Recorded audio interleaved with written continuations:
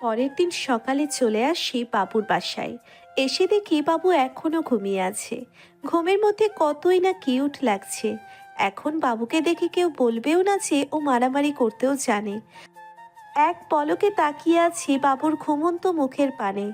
হঠাৎ পেছন থেকে কাশির শব্দ শুনে পিছনে তাকাই। রকি দাঁড়িয়ে আছে আমার পিছনে, আমার দিকে তাকিয়ে চোখের ভ্রু নাচছে।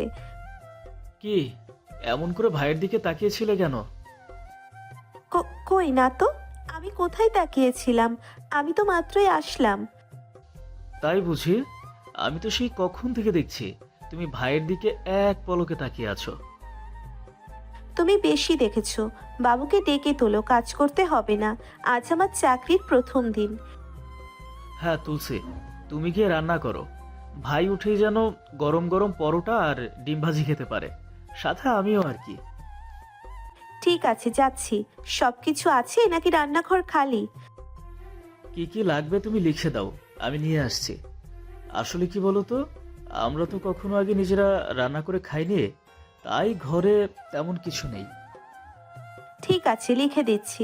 তবে হ্যাঁ, সব কিন্তু টাকা দিয়ে কিনে আনবে। আবার ভয় দেখিয়ে নিয়ে এসো না। বাবু ভাইয়ের থেকে টাকা নিবে? কার তো সাহস! এই সকাল সকাল এত হাউকাউ কিসের? আমার এত সুন্দর ঘুমের দিলি তো 12টা বাজিয়ে। সকাল 8টা বাজে এখন। এখন আর ভোর নেই। রকি, ওকে বলে দে আমি এত সকালে ঘুম থেকে উঠি না। আমার বলতে হবে কেন ভাই? তুমি বলেছো তো, ও তো শুনেছে। আমার মুখে মুখে তর্ক করছিস? দাঁড়া, তোকে আজকে আমি। বলেই বাবু শোয়া থেকে উঠে যায়। রকিকে ধরার জন্যে দৌড়ে দিলে রকিও দৌড় দেয়। বাড়ির বারান্দায় দুজন ছোটাছুটি করছে। একটু পরে বাবু রকিকে ধরে ফেলে।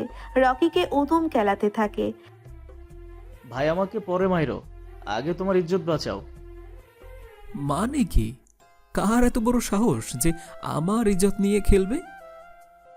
ভাই, তুমি শুধু একটা শর্টস পরে আছো, আর এখানে একটা মেয়েও আছে।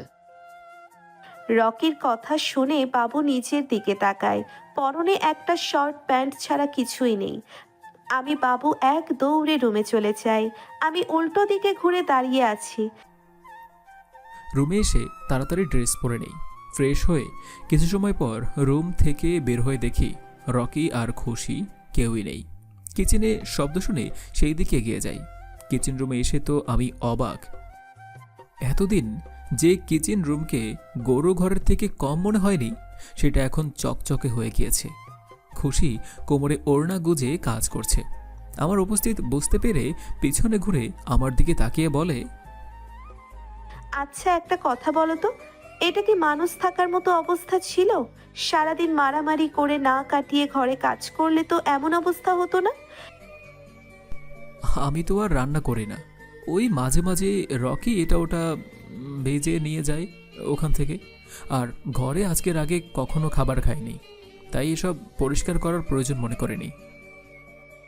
এসব মাস্তানি ছেড়ে দিয়ে ভালো কিছু করো। তুমি কি মনে করো মানুষ তোমাকে সম্মান করে চাঁদার টাকা দিয়ে যায়?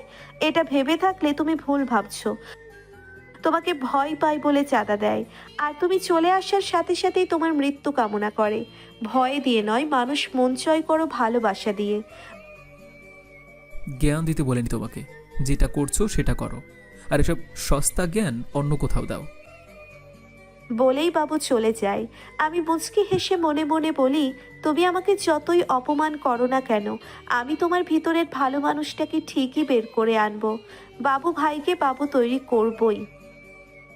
এই যে নাও, তুমি যা যা আনতে বলছিলা সবকিছু এখানে আছে, তাড়াতাড়ি করো, খুব ক্ষুধা পেয়েছে তো। আচ্ছা ভাইয়া, তুমি গিয়ে ফ্রেশ হও, আমি রান্না করে নিচ্ছি। আচ্ছা, তুমি আমাকে ভাইয়া বলো, কিন্তু বাবু ভাইকে কেন ভাইয়া বলো না? ওকে দেখলে আমার ভাইয়া না অন্য কিছু ডাকতে ইচ্ছে করে। আচ্ছা, সামথিং সামথিং নাকি? আমি কিচেন থেকে কিছুটা দূরে দাঁড়িয়েছিলাম। রকি আর খুশির সব কথাই শুনছিলাম। শেষের কথাটা ঠিক হজম হলো না। আচ্ছা, খুশি তো অনেক ভালো একটা মেয়ে। আমার মতো একজন খারাপ ছেলের কাছে কি পাওয়ার আশা করছে ও? আর কিছুদিন বাবু, তারপর তোর ঠিকানা হবে জেলের চারদেয়ালে। তোর জন্য আমি যা যা হারিয়েছি তা আমি তোর থেকে সুদে আসলে উসুল করব। তোর জীবনকে যদি আমি নরক না করে দিয়েছি, আমার নামও সম্রাট না। কি রে, এত লেট করে আসলি কেন? এতবার না করার পরে তুই কেন ওই গুন্ডার ওইখানে কাজ করতে গেলি বুঝলাম না। আমাদের রেস্টুরেন্টে বসলে তো একজন লোক কম লাগতো। আম্মু, আমার মন বলে বাবু ইচ্ছে করে খারাপ হয়নি। হয়তো বাবুর খারাপ হবার পিছনে কোনো না কোনো কারণ আছে। তুই হঠাৎ ওই মস্তানটার পক্ষ নিয়ে কথা বলতিস যে? সত্যি করে বল তো, কাহিনী কি? তুমি না বলো আম্মু, তুমি আমার চোখ দেখলে সব কিছু বুঝে যাও। তাহলে এখন কেন বুঝতে পারছো না? সব কিছু বুঝতে পারছি। একটা কথা মনে রাখিস, মা সমাজ বলে একটা কথা আছে, আর আমাদের সমাজে মানুষকে নিয়েই থাকতে হবে। কোন সমাজের মানুষের কথা বলছো আম্মু? তুমি মারা গেলে এই মানুষগুলো তোমার খরচ খেতে আসবে, তোমার জন্য আফসোস করবে না, বলবে ভাই আর একটু মাংস দেন না। সেই মানুষকে নিয়ে আমি ভাবতে চাই না। খুশি আমাকে আর কিছুই বলার সুযোগ না দিয়ে চলে যায় ওর রুমে। এই মেয়েটাকে নিয়ে কি যে করব, যেটা করবে ঠিক করে সেটাই করে ছাড়বে, আর আমাকে সারাক্ষণ চিন্তার মধ্যে থাকতে হবে। সকাল 8টা এখন। আজ কেন জানি এমনিতেই ঘুম ভেঙে গিয়েছে। চোখটা খুলতেই দেখি আমার সামনে এক পরী দাঁড়িয়ে আছে। সকাল সকাল এত সুন্দর পরী আমার সামনে দাঁড়িয়ে আছে, বিশ্বাস করতে পারছি না। নীল শাড়ির সাথে নীল রঙের কাচের চুড়ি হাতে, টুংটাং করে শব্দ করছে। কপালে ছোট্ট একটা টিপের সাথে চোখের কোণে ঘাড়ো করে কাজল আঁকা, গোলাপের পাপড়ির মতো ঠোঁট দুটোতে হালকা গোলাপি লিপস্টিক, দুই কানে নীল পাথরের ঝুমকো দুলছে। চুলগুলো খোলা থাকায় হালকা বাতাসে উড়ছে। মাঝে মাঝে কিছু চুল পরীটার মুখের উপর এসে পড়ছে। আমি শোয়া থেকে উঠে পরীটার দিকে এগিয়ে যাই। চোখের পলক 1 সেকেন্ডের জন্য পরীটার দিক থেকে সরছেই না।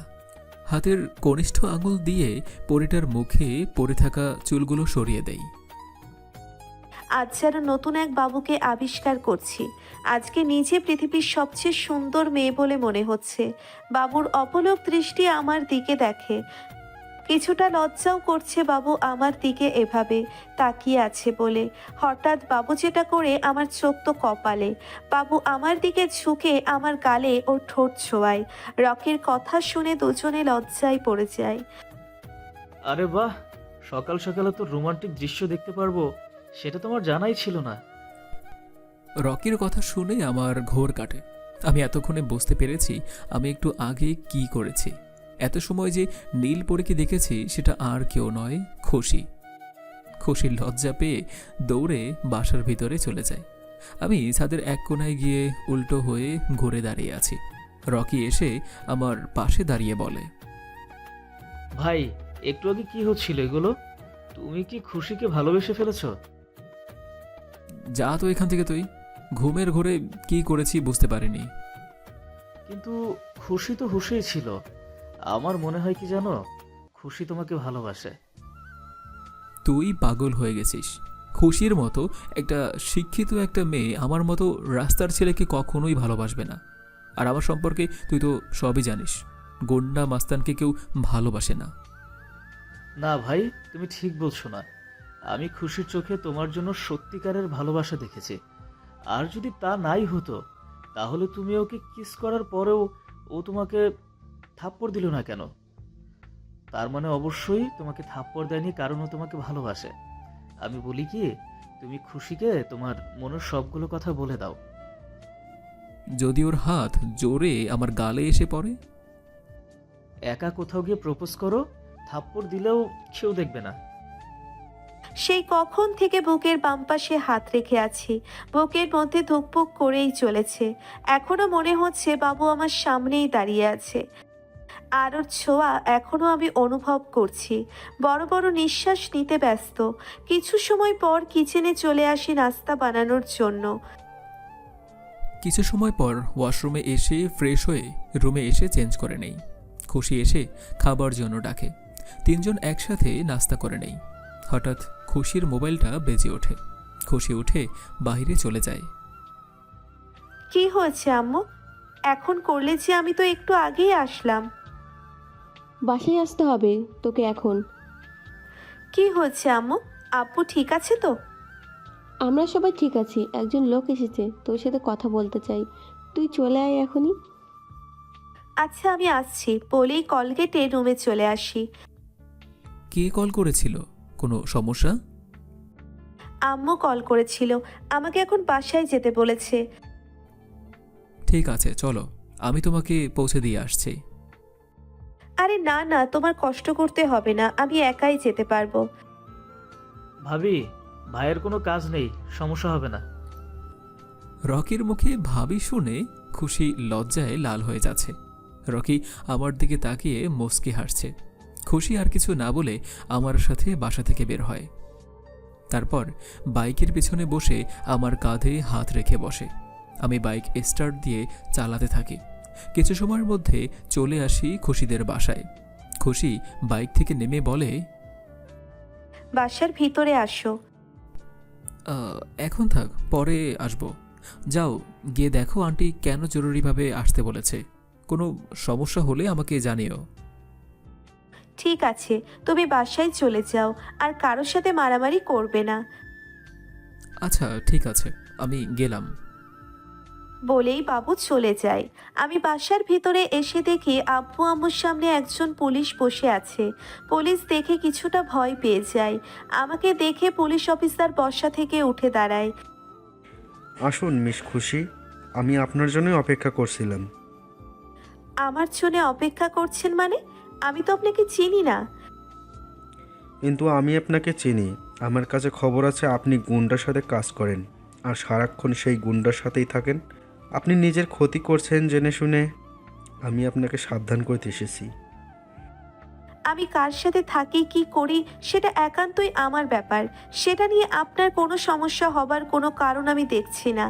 আর আপনার কাছে যদি কোনো প্রমাণ থেকে আপনি বাবুকে অ্যারেস্ট করতে পারেন। আপনি একজন ক্রিমিনালের পক্ষে নিয়ে কথা বলছেন আর ক্রিমিনালকে বাঁচানোর চেষ্টা করছেন।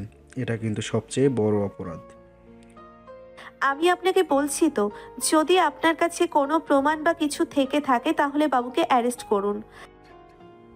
আপনার ভালোর জন্য আপনাকে সমাধান করতে এসেছিলাম, কিন্তু আপনি যখন নিজের ক্ষতি করবেন ঠিক করেছেন। আমি আর কি করতে পারি? তবে একটা কথা মাথায় রাখবেন, আমার পিস্তলের গুলিতে শুধু বাবুর নামই লেখা আছে। কষ্ট পেতে না চাইলে ওর বিরুদ্ধে আমাদের প্রমাণ খুঁজে বের করে দিন। আপনি এখন আসতে পারেন। নিজের ভালো আমি নিজেই বুঝি, আপনার থেকে শিখতে হবে না আমার। অফিসার আমাকে চোখ দেখিয়ে চলে যায়। আম্মু কিছু বলবে তার আগেই আমি রুমে চলে আসি। খুব রাগ হচ্ছে পুলিশ অফিসারের ওপর। মানুষ শুধু খারাপ দিকটাই কেন দেখে, ভালো দিকটাকে কেন দেখতে চায় না? কি হয়েছে ভাই, সবকিছু ঠিক আছে তো? বাসার ভিতরে যায়নি, একটু পর খুশিকে কল করে সব কিছু শুনবো। কিছু না কিছু তো হয়েছে, নয়তো এত জরুরিভাবে কেন কল করে নিয়ে গেল? আচ্ছা, এখন কি বাইরে যাবা নাকি? খুশিকে ভালোবাসি বলার আগে নিজেকে এই অন্ধকার জগৎ থেকে বের করে নিয়ে আসতে হবে। অন্ধকার জগতের মানুষ হয়ে আর বাঁচতে চাই না, আর সেই জীবনের সাথে খুশিকে জড়াতেও চাই না। সব কিছু বাদ দিয়ে ভালো মানুষ হতে হবে। আমরা তো কোনো কাজই জানি না ভাই, তাহলে চলবে কিভাবে আমাদের? কোনো একটা ব্যবস্থা তো হবেই। আর কিছু বলতে যাব তার আগেই মোবাইলটা বেজে ওঠে। মোবাইল হাতে নিয়ে দেখি আননোন নাম্বার। কল রিসিভ করতেই ওপাশ থেকে বলে ওঠে, হ্যালো আমার শিকার। কে তুই? তোর জম এই পৃথিবী থেকে তোর নাম নিশানা মুছে দেবার জন্য বেঁচে আছে। এই বাবুর নাম নিশানা মুছে দিবে এমন ছেলেকে আজ পর্যন্ত কোনো মা জন্মই দেয়নি। নিজের আয়ু কমাতে না চাইলে মায়ের ছেলে মায়ের কোলে ফিরে যা। সময় হলেই ঠিকই বুঝতে পারবি কার কোথায় যাবার সময় হয়েছে। নিজের নামের কাফনটা বুকিং দিয়ে রাখ। সাথে 3.5 হাত কবরও খুঁড়ে রাখিস তোকে শোয়ানোর জন্য। যদি এক বাপের জন্ম হয়ে থাকিস তাহলে সামনে এসে কথা বল। সময় হলে ঠিকই তোর সামনে চলে আসবো, আর যেই কবর তুই আমার জন্য খুঁড়ে রাখতে চাইছিস সেই কবরেই তোকে শোয়াবো। তোর নিজের জন্য নিজেই কবর খুঁজে রাখ। আমাকে আর কিছু বলতে না দিয়ে কল কেটে দেয়। রকির চোখে মুখে চিন্তার ছাপ স্পষ্ট। ভাইকে কল করেছিল, আর কেউ কি তোমাকে মারতে চায়? আমাকে মারার জন্য তো কতজন সুযোগের অপেক্ষায় আছে। হবে কেউ একজন যে কখনো আমার হাতে কেলানি খেয়েছিল। আচ্ছা, এসব বাদ দিয়ে এখন আমাকে প্র্যাকটিস করতে হবে কিভাবে খুশিকে প্রপোজ করব। আর এখন থেকে সকল মাস্তানি বন্ধ। আমরা এখন থেকে ভালো মানুষ হয়ে গেলাম। কোনো চাঁদাবাজি হবে না। গিয়ে মার্কেটে সবাইকে বলে দে। ঠিক আছে ভাই, তুমি রেডি হও ভাবিরে প্রপোজ করার জন্য। আমি গিয়ে খবরটা দিয়ে আসি। রকি চলে যায়। আমি রুমে এসে আলমারি খুলে একটা ব্ল্যাক টি শার্ট আর জিন্স বের করে পরে নেই। আয়নার সামনে দাঁড়িয়ে চুল ঠিক করতে থাকি। ওয়াও ভাই, তোমাকে তো পুরো একদম সিনেমার হিরো লাগতেছে। বিশ্বাস করো, আমি যদি মেয়ে হতাম তাহলে এখনই তোমাকে নিয়ে পালিয়ে যেতাম। আমার তো আর খেয়ে দিয়ে কাজ নেই, তোর মতো ঢ্যাঁড়সকে নিয়ে পালাবো? আচ্ছা, সত্যি কি আমাকে ভালো লাগছে? তোমার কসম ভাই, অসাম লাগতেছে তোমারে। ভাবি তো একদম পুরো ফিদা হয়ে যাবে তোমাকে দেখে। রকির কথা শুনে আমার কেন জানি লজ্জা করছে। আমি লজ্জা পাচ্ছি, এটা যেন রকি কিছুতেই হজম করতে পারছে না। ভাই, এইটা কিন্তু আমি মানতে পারলাম না। তুমি লজ্জা পাইতেছো? তোমার সাথে ছোট থেকে বড় হয়েছি একসাথে, কখনো এমন মেয়ে মানুষের মতো তো তোমাকে লজ্জা পাইতে দেখি নাই। তো কোথাও লেখা আছে আগে লজ্জা পাইনি বলে এখন পাওয়া যাবে না? না, তা ঠিক না। আচ্ছা, এখন এসব বাদ দিয়ে ভাবিকে কল করে একটা রোমান্টিক জায়গায় নিয়ে যাও, আর তোমার মনের কথাটা বলে দাও, ঠিক আছে? সবই তো ঠিক আছে, কিন্তু আমার কাছে তো খুশির মোবাইল নাম্বার নেই। আমি থাকতে তুমি চিন্তা করো কেন ভাই? এই নাও ভাবির নাম্বার, 01340। রুমে শুয়ে আছি, হঠাৎ মোবাইল বেজে ওঠে। মোবাইল হাতে নিয়ে দেখি একটা আননোন নাম্বার থেকে কল এসেছে। রিসিভ করব কি করব না ভাবতে ভাবতে কল কেটে যায়। আবার সাথে সাথেই কল আসে। কল রিসিভ করতেই ওপাশ থেকে বলে, খুশি, আমি বাবু। তুমি আমার নাম্বার পেলে কোথায়? কেন, তোমার নাম্বার কি অস্কার নাকি যে পাওয়া যাবে না? না, তা ঠিক না। আচ্ছা, তা বলো আমার নাম্বার নিয়ে কল করার কারণটা কি? এখন কি একটু দেখা করতে পারবে? আচ্ছা ঠিক আছে, কোথায় আসবো বলো? তোমাদের বাসা থেকে ডান দিকে যে পার্কটা আছে ওখানে চলে আসো, আমিও আসছি। আচ্ছা ঠিক আছে, আসছি। বলেই কল কেটে শাড়িটা ঠিক করে আয়নার সামনে দাঁড়িয়ে চুল আছড়ে রুম থেকে বের হতেই আম্মু বলে, কি রে, এখন কোথায় যাচ্ছিস? বাবুর সাথে দেখা করতে আম্মু। পুলিশটাও ওসব বলার পরেও তুই বাবুর সাথে মিশবি?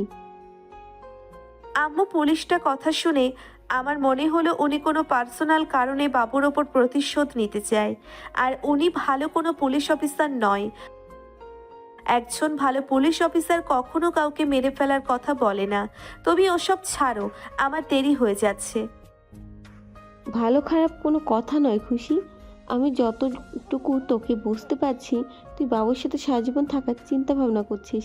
আর ওই পুলিশ যা বলেছে, যদি সত্যি সত্যিই তাই করে? তুমি ওসব নিয়ে চিন্তা করো না তো আম্মু। একটা কথা সব সময় মনে রাখবে, মেঘ যতটা গড়ছে বৃষ্টি কিন্তু ততটা আসে না। আমি চাই এখন। বলেই বাসা থেকে বের হয়ে চলে আসি বাবুর দেওয়া ঠিকানায়।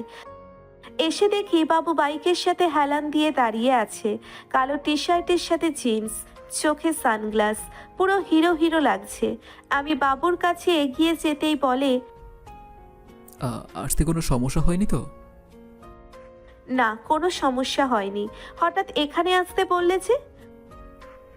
আসলে তোমাকে কিছু বলতে চাই, তাই এখানে আসতে বললাম। বলো, কি বলতে চাও? আসলে এর আগে কখনো কাউকে এসব বলিনি তো, তাই কিভাবে বলতে হয় ঠিক জানি না, আর হাত পাও কাঁপছে। বলতে না চাইলে থাক, পরে যখন তোমার হাত পা কাঁপবে না তখন বলো। আরে না না, তেমন কিছু না, আজকেই বলবো, আর এখনই। তাহলে বলে ফেলো। শূন্য বিকেলে পূর্ণতা তুমি, তোমার হাসিতে মুগ্ধ আমি। জানি না কখন কিভাবে অন্ধকারে ছড়িয়ে দিলে আলো। ভালোবাসা কখনো আমার জীবনে আসবে আমি সেটা স্বপ্নেও মনে আনিনি। কাউকে নিজের থেকে বেশি ভালোবাসবো এটাও বিশ্বাস হয়নি। তবে তুমি আমার জীবনে আসার পর থেকে জানি না কিভাবে বদলাতে শুরু করেছি। কখনো কেউ তোমার মতো বলেনি সব কিছু ছেড়ে দিয়ে ভালো হয়ে যেতে। কেউ চোখে আঙুল দিয়ে দেখিয়ে দেয়নি আমি যেটা করছি সেটা ভুল। সঠিক রাস্তায় কখনো কেউ দেখায়নি আমাকে। আর তাই বাকিটা জীবন তোমার মতো করে তোমার সাথে পথ চলতে চাই। আই লাভ ইউ খুশি।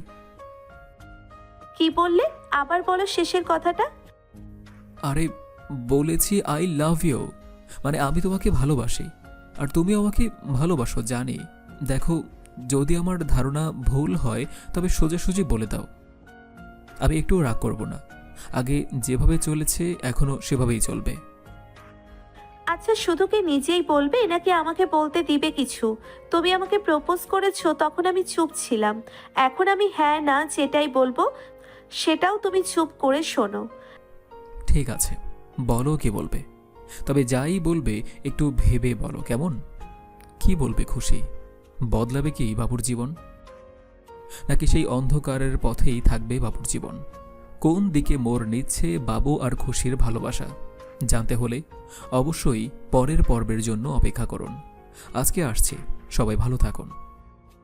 এখন থেকে আবার নিয়মিত নতুন নতুন গল্প পাবেন। আমাদের রাইটার্স ইজ ব্যাক।